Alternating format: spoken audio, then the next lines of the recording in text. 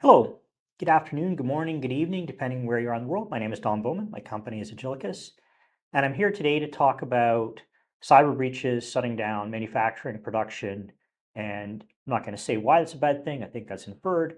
I'll talk a little bit about how it happens, and how you can prevent it, and some of the cases that have been happening and why. So, recent breaches agenda. There's a few that I'm going to talk about. Some facts on why manufacturing is a target and why some of the specific ways that manufacturing operates that makes them more susceptible.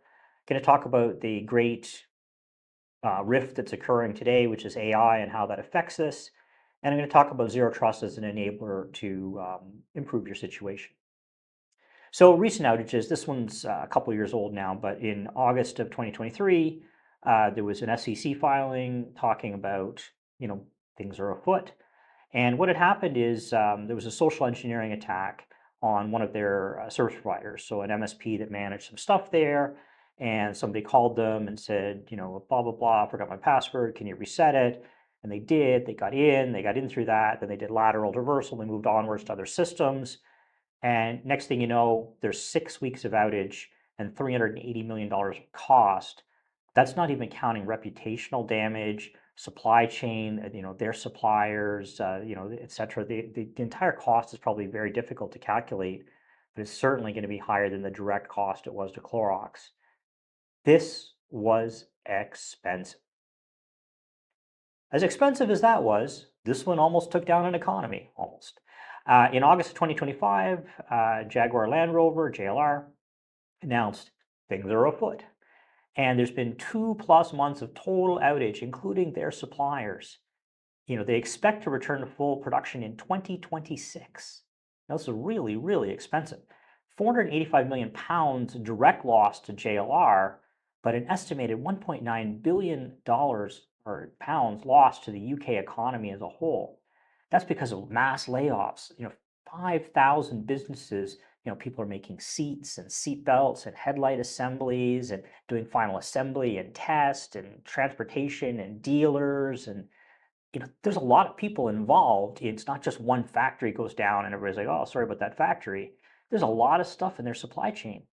Think about that. 5,000 businesses, nearly 2 billion pounds, taken out of the economy.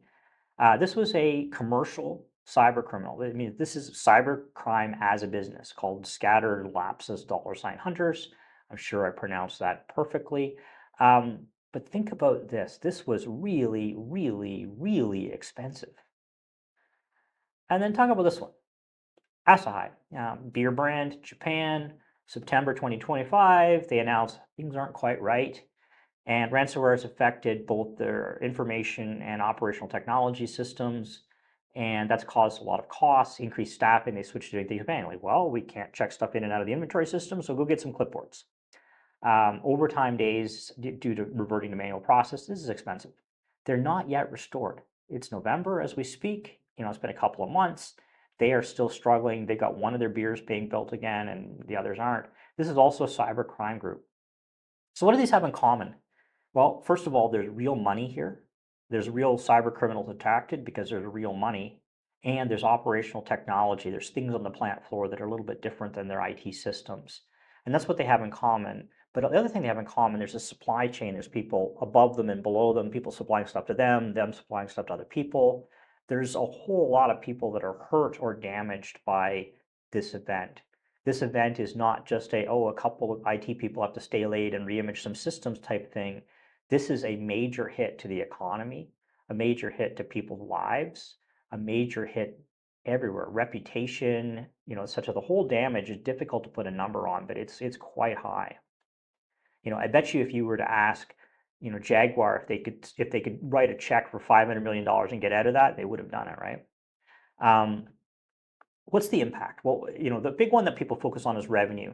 You're now required to file with the SEC, the Securities Exchange Commission of the United States, your plans and your, et cetera, any events that occur. So you have to say, this is how we deal with cybersecurity, this is, et cetera. You have to talk about those risks, and then you have to talk about them materializing. This is something you don't want to have to do. You don't want to have to be up there saying, hey, we didn't do as good a job as we could. We were saving a few bucks for the shareholders. And by the way, now we're out of production for 6 months and the economy is going to go down.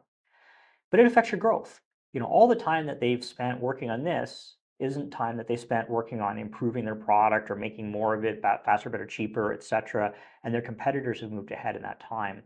So they both competitive share and growth has been damaged. So think of the damage to your organization from this, the brand reputation. You become known as the brand that had this happen, et cetera. And consumer confidence could be shattered in it. What if there was other information breached? Maybe Jaguar Land Rover had smart cars with data telemetry coming back home, and maybe they got that, and maybe they know where I've been all the time, and maybe they're going to use that for some hedge fund that's going to, act against me, or maybe in a divorce proceeding. I don't know. The rebuild costs are also enormous here. Again, it's not just re-imaging a few systems. They're hiring consultants, they're coming in, they're imaging these things and taking copies for forensics, and they're having to bring stuff back up, and they're re-architecting at the same time, and doing that under pressure is much more expensive than doing it on a plan, and they're doing it while their production's down, and nobody likes this. The impact of these were very long-lived. These were not things that just came and went one afternoon. Oh, we had a bad day, sorry about that. Hundreds of millions of dollars were vanished permanently. In the UK case, nearly £2 billion. The Clorox one, I don't know what the cost of the overall economy would be, but it's in the same order of magnitude.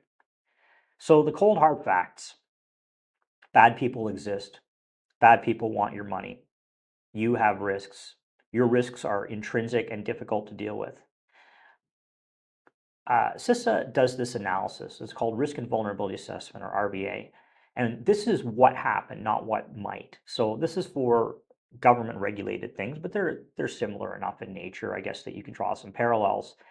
Again, this is what actually happened. This is not, oh, there's a CVE that somebody might have used. This is how they got in. 42% of attacks in 2024 used what are called valid accounts. Valid.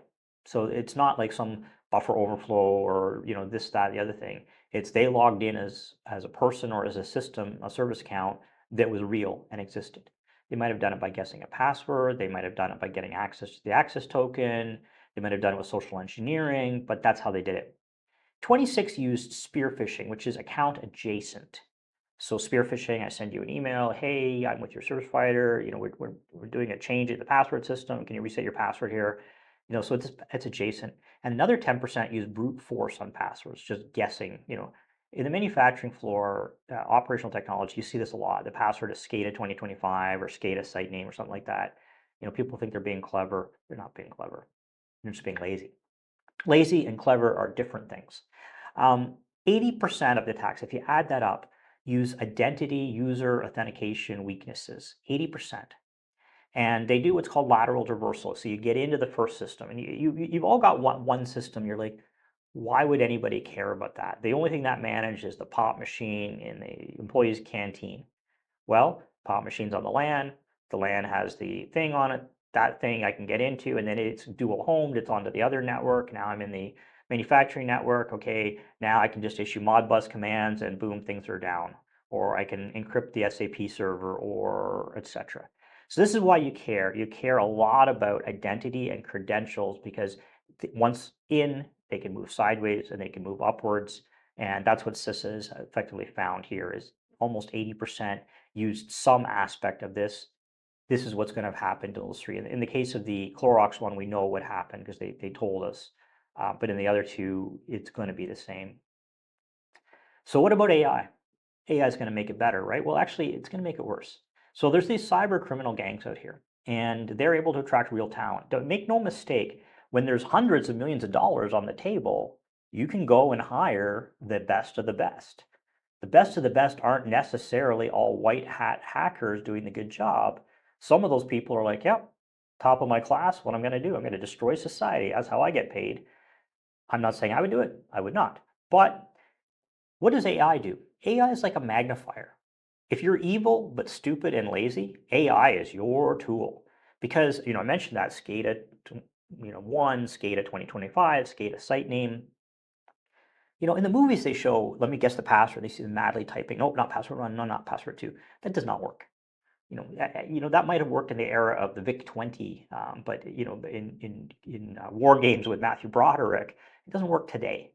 And the reason for that is they'll lock you out after a few tries, but certainly your fingers aren't fast enough. Even just to try all of SCADA year as SCADA site name, you're not going to get there. So what does AI do is it just allows you to express what you want to do, and it goes out there and does it for you, like a faithful robot. And those attackers that are lazy, AI is their faithful servant, rendering them effective. The lazy become effective.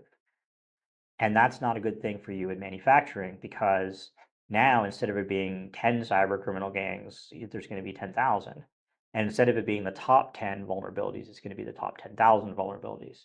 And instead of it you needing to be 80% good, you're going to need to be 99% good. AI is their crutch. And that, the bar of worth the effort has just gone way down for them. So it didn't used to be worth their effort to try to guess all these passwords, but now, because it doesn't cost them very much, why wouldn't they? So, people think about AI, and most people, it's just a chat and search type interface. And obviously, there's more behind the technology than that. Although some people say there's not, and maybe the world economy is going to end in a bubble and all this. But effectively, that's the interface that a lot of consumers see. But that's not what we're talking about here. We're talking about AI that can do a number of things. It can write code for you, so it can write you a Python script to do the work. It can recognize patterns and do pattern space recognition. So, hey, find all the sites and then try them with SCADA-site name. That means you don't have to build that dictionary yourself. Try all the variations of the site name, capital, lowercase, space, no space. But there's a technology called MCP, Model Context Protocol. And this is the technology that's going to bring down Western society. I'm not saying technology is evil. It's not. It's super powerful, and it doesn't have any guardrails on the side of it. So it's a Swiss Army chainsaw, if you will. And people are going to say, well, I'm going to put an MCP server on to get my SCADA historian into big data, because it's going to be a new hotness. And bingo bango, now the AI, it's just a greased lightning rail on the way in there. It can do whatever it wants over that. There's no firewall. It runs as a fully permissioned thing. There's no users. It just dramatically improves what it can do. So the next step is, so now you're thinking about, okay, well, a lazy person's typing into something and they're using AI to magnify their effect. It's sort of like a lever. But actually, where it really gets dangerous for you is what are called agents. The agentic world, I'm sure by now you've seen in all the news out there, agent this and agent that, and agentic world, and everybody's putting that on their product, after AI is so passe and AGI is passe, so agents are the thing. So we're transitioning from the era of I ask it answers to I ask it does. And that might be a multi-step thing. So the example you see a lot is like, booking a vacation. So it used to be that you would use Google search and you'd search and you'd find Expedia, and you'd go to Expedia and you'd think, maybe I'll go to the Galapagos, or maybe I'll go to Fiji or something. You look at the price, you're like, oh, maybe I'm just going to go to Denny's.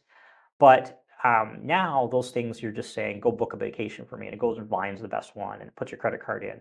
So yesterday we used to talk about what are called botnets and command and control channels, or C2. So this was the traditional architecture of malware. And today it's going to be this agentic world. It's going to get a little thing on your site. It's going to some externally, and the thinking is going to start applying. It's going to start doing the evil, and it's just going to achieve your objective rather than having a person directing it. And that's going to be accelerating. That's velocity. And that's what you don't want. As a defender, velocity is your enemy. The faster your attacker can move, disproportionately expensive it gets for you. If they double their speed, it's 4 times the effort for you to have to be able to have staff and tools and things and that. And this means that one little piece of malware on your site can host a gateway of experts doing a whole whack of things. So suddenly that Clorox attack seems kind of quaint and passe. Oh, how cute. A person called a person and chatted them up and convinced them that they'd lost their password. Oh, how 20th century. Today, let me tell you, that time frame, the effectiveness, and you think Clorox had a hard time defending themselves. They probably have more money to spend on it than you did. So what's the simple need behind this? So you've got a manufacturing floor, you want to keep it up. You're not going to go back to the days prior to automation. In the 1960s, we introduced computers and etc. One of my favorite stories is General Motors. General Motors peak employment occurred in the 1960s. That was the time that had the most people working there. But the most cars it ever produced was last year. So it's not foreign countries putting us out of making cars, it's robots, right? It's automation. And that's what happened is computers hit the factory floor and they started automating task after task. And then first they just did the accounts payable, accounts receivable, inventory, and all those things. And then they started doing simple production tasks and this and that. And what happened is Six Sigma quality, this variation in quality got smaller, you got better, you had less waste, you have more production, more time, and the number of people it took to build a car plummeted. So we're not going back, right? It's not like we're going to go back to those eras where you punched in and you did your work and you punched out and there was no connectivity. It's not happening. You cannot unring that bell. So what's our simple need? Well, for any user, for any system, for any device, for any network, what I need, no more, no less, high simplicity, high security. Individual users have individual things they need. You need segmentation. And overall, this is part of an architecture called Zero Trust. I'm going to talk more about that in a second. In Zero Trust, effectively, individual actor, and the actor is not always a human, but person or actor has a need to access certain things with certain roles. And you want to make sure that you're not granting access all or nothing. A VPN is all or nothing. You have access to my network. It's a different story than saying you have read-only access to my wiki and my wiki only. You're not going to know there's other stuff on the network. So you see that little diagram on the right. This is what we need. We need to be able to achieve this, segment the network. Zero Trust, in turn, is part of a larger strategy called defense in depth. Defense in depth, in a nutshell, think about your network as having multiple layers of security and that they're likely to breach through one. So the idea is that you have a set of things to slow down the attacker and increase your visibility into them attacking you to give you time to respond. The faster they can go, the more dangerous it is to you. So if you have a bunch of tripwires and things that they're stumble over and you start to see it, you can do things like hit the big red switch or something, so that, Clorox would have probably been happier to turn the world off rather than having the world get turned off for them. And the biggest part here, so going back to my CISA survey, that root vulnerability assessment, 80% were identity interrelated, 42% directly were known passwords, but the others were related to identity. And this comes down to manufacturing has this unique thing. And the unique thing is it's very common to have joint ventures of some sort. So that's sometimes called contract manufacturing. Some of my inventory is sent there and they work on it and they bring it back to me, and my SAP, my ERP manages that for me. So there's people on their site and my site managing the same system because it's the same inventory. Sometimes they're brought on site. The smart car or the Swatch, they did that. They brought all their manufacturers on site. And so the tire manufacturer and the engine manufacturer, and so they're all under one big roof, but they're different companies. And people work for companies, they don't work for the site. And they sign in with their corporate identity, which they view as their email. So I'm Don at Agilicus, you at your company. And as soon as you start putting multiple companies together, what ends up happening is there's this awful thing called the shared password. Oh, well, we work with company XYZ, so let's create a company XYZ user. Company XYZ has 1 million users working there. Maybe not 1 million, but a lot. How can you possibly trust the company? Any one of those people might have been fired any time for bad behavior or something, or etc. Shared passwords are the devil's work. They're terrible. SCADA 2025 is an example of a shared password. If anyone knows your password, that's too many. Only you should know it. Maybe you shouldn't know. Maybe you should have to have it written down. My password here is in my GPG keyring. I can't remember it. It's too complicated for me. I have to look it up every time I need it. I know you should get rid of passwords, passkeys, and all that. That's also a true statement. But the identity battleground, people work for companies that testify what's called authentication. And it's common to try to force a new contractor at my company or just shadow account or shared accounts. And this becomes a battleground. And what ends up happening is you end up with this thing where you argue over who's going to log in as what.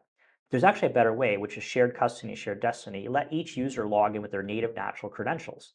Jane at her company, Joe at his company, and then have authorization, which is distinctive authentication done by you. So you say, this user can do this, and let their company attest that they are who they say they are. That way there's no passwords to reset. Going back to the Clorox case, if it's the same password as your Office 365, you're not going to forget it. But also there's a way to get that retrieved. Here they had a secondary password and somebody was able to convince them to cough it up, but it was probably also a shared one. It was maybe a company one. Hey, I'm the new person at company X and whatever. So you can imagine what happens here. Every one of your partners and every one of your team, they sign in with either Google or Microsoft today. Just how the universe was worked out, Office 365, Google Workspace, etc. And then that means that you can do this thing on the right, where vendor at acme.org has access to what they need and nothing more. Authentication is distinctive, authorization is distinctive access. There's different layers. This is conceptually what we call zero trust. It's breaking those apart. There's three main problems: the who, the what, the how. The who problem is, who are you? Who are you is an individual. You are not a company. You are not the Siemens. You are not the Siemens account. You are Don. So if I can identify who you are down to an individual, and that's not shared anywhere, I got the first checkbox of zero trust. The second one is what? What are you allowed to do? What is not everything? What is not, oh, you're in the factory, you can do whatever you like. There's areas you're allowed into, you've got badges, there's locked doors. Well, the same is true, should be true for the network. If I'm allowed to upgrade the firmware in PLC3 on line 1 because the safety pin's in it, I shouldn't be allowed to do line 2, right? So a VPN is a terrible way to do that, because the VPN is just putting you on the network and saying, now remember, it's 10.0.10, not 10.0.11 for an IP. And you're like, what? Yeah, sure, I was listening. And you just type in the wrong IP address, you upgrade the firmware, PLC reboots, all the safety switches go off, robot arm spins around and kills a bunch of people, and they're in the news. You don't want that. Authorization is down to an individual role and equipment. And then how is how you get there. How you get there should not be a VPN. It should not be just connect to the network. It should be an identity-aware firewall, which we supply, which makes it so that you can use it from anywhere, even external. Back to my case about the contract manufacturer, their site and your site, inventory checked out, they're allowed access to your SAP system, but nothing more. As an example, you don't want a VPN to your SAP to do that. We'll make that happen for you. So this allows a whole bunch of great things. We're seeing that manufacturing is getting more and more complex. Those automation systems, although I can't really imagine what the ones in the 60s would have looked like with, tubes and stuff in them. But anyway, they're getting more and more complex. Your HMI today, it's not as simple as a red light, a green light, and a switch. It's running an operating system. The operating system runs a browser and got a bunch of stuff in it. And as a consequence, there's a domain of expertise for it. There's engineers that study that. And the same is true for the process. The process now, to get it 6 sigma plus or minus 1 millimeter on this every time. The PLC is the measurement, et cetera, air correction for temperature and all that stuff. It's happening in real time.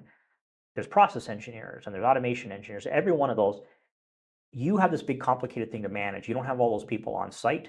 So more and more of those people are being off site, at least not on each site. Maybe they're in your parent site or something. And then you're starting to get all these interconnected things. It used to be everything was offline with this thing called the air gap. And we said, we are safe because we have an air gap. No data can get in and out of our network. Of course, that's not true because people bring in USB keys and stuff. But anyway, it is supposed to be through. But suddenly you're starting to be, well, I bought this thing and the manufacturer won't support me unless it's connected to them because of predictive maintenance. In 2010, I bought a vehicle from General Motors and it had a 2G, but it had OnStar and it told them about the oil in my system, right? And that was kind of a big thing for me. And, in a manufacturing sense, it's a bigger thing. Efficiency is your driver, predictive analytics, you need this. You're not going to walk away from it, but this increases your risk. You got AI, you got shared credentials, you got this, you need zero trust. And the other thing that's happening is SaaSification. It used to be manufacturing, you bought a thing, it came, you could touch it, you could physically touch it, you bolted it in a little DIN rail, and you plugged in 24 volts, and the light went green, you hit the run key, and you were happy, and you left it there for the 30 years without doing any maintenance because that's how you worked. And now the manufacturer's like, look, I've shipped you something. The rest of it, we're still writing, to be quite honest. Tesla, here's your car. We'll finish it someday. And by the way, it's going to be a subscription. My lifetime, we went from not having CDs to having CDs to having no CDs because it became music as a service. John Deere's done the same. When I was a kid, our tractors were dumb. You could start them with a screwdriver, but that was the extent of the electronics. Today, a John Deere tractor, you can't repair it, and it has to be connected or it won't work. This is crazy. But anyway, they've gone there because A, of technical need, B, money. And maybe I got the order wrong on those. To be quite honest, it's A, money, and B, technical need. That's how they're going. You cannot fight City Hall. You cannot prevent the SaaSification of your universe. It is going to continue to happen. So you are going to continue to have things that you buy that are interconnected to the worldwide everything, which is full of the worldwide weirdos, which are now AI driven and able to get back at you. These risks are going to continue to increase and you cannot fight them. You're going to need to put in defense in depth, zero trust, strong identity, etc. The other one that's driving you here in manufacturing is big data. There's gold in them there bits. What's in my data? There's got to be a way I can find to make my inventory turns, maybe get one more inventory turn per year, or maybe get my scrap rate down another couple of percent, or be able to predict when we need to mail something so it's just in time everything. So data's moved from a monthly compliance report to a millisecond value driver. And we all know you're not going to bring big data and AI out to the edge. It's too expensive, too many disks and too many GPUs and too much power, and you can't buy them anyway. And so you're going to do it all in the cloud. So you're going to have this pipeline happening. So this is another avenue in. That air gap is suddenly looking pretty sad, isn't it? So I talked about a strategy. It's not the only strategy. Defense in depth is saying pick more than one strategy and have them be counter to each other so that they aren't all aligned in a risk. Zero trust is about identity and authorization and access, those three swim lanes, getting those down pat.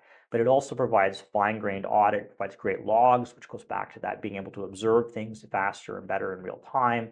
The more you segment your network, it means if they do get one thing, they don't necessarily get all. Going back to Clorox, they would have probably been pretty sad, but they would have been much happier if it had taken down one level in the pipeline. Maybe final packaging got taken down. Well, they're still going to take production down, but at least they only have to repair final packaging, as first as the whole thing. So you're really going to need to do more segmentation. Getting rid of those shared accounts. Those shared accounts, those are just risk for no reward. With a system like ours, you make it even easier for the end user to sign because they sign with their natural credentials. There's no passwords to reset. Don't worry about when they get fired from the company. It's taken out of the system versus a shared account. You created the XYZ vendor account. Oh my God, you're going to fail your audit when somebody figures this out. And the question is, will they do the audit after the bad things happened or before? So you could have two bad things or just one in your career, but both are going to look terrible on your resume. Overbroad access is gone. Now I'm able to give access to just the one thing I want. Read only to HMI2, nothing more. You got an audit trail, multi-factor, all that good stuff. We've reduced your risk, we've reduced your costs, we've increased your simplicity, and we've allowed you to continue limping along until somebody else is the next Clorox and it's not you. So drawing my conclusion back to the beginning, so much of those risks were materialized out of identity, and we fixed those. There's one account per person, so valid accounts. You don't have to worry about shared accounts that have gone wandering for a decade. With first and second factor, with valid heuristics like GeoIP lockout, spear phishing links, the user can't be tricked into going to a fake login. You can use passkeys to lock down the device, and there's no passwords, so the brute force is ineffective. We have neutralized nearly 80% of the attack vectors that were materialized in 2024. So my conclusion, my call to action, thank you, audience. Critical infrastructure is multiple user types. We're not saying to change how manufacturing is. We're not saying to change how the world is. We're just saying we can make it a lot better. My company makes a great product that can make this happen for not a lot of money and not a lot of time. The implementation is typically only a few hours. It's much simpler than you think. No changes to your network identity-aware proxy, using existing identity providers. We work with your partners. We work with your contract manufacturers. We work with your service providers, temps, whatever, and they will see it as simpler. It's all browser-based for them, standard identity. You will see it as better, and everybody wins. So thank you so much for your time today. My team's going to reach out to you afterwards, and you can always reach out to us with questions. Thank you so much, and bye-bye.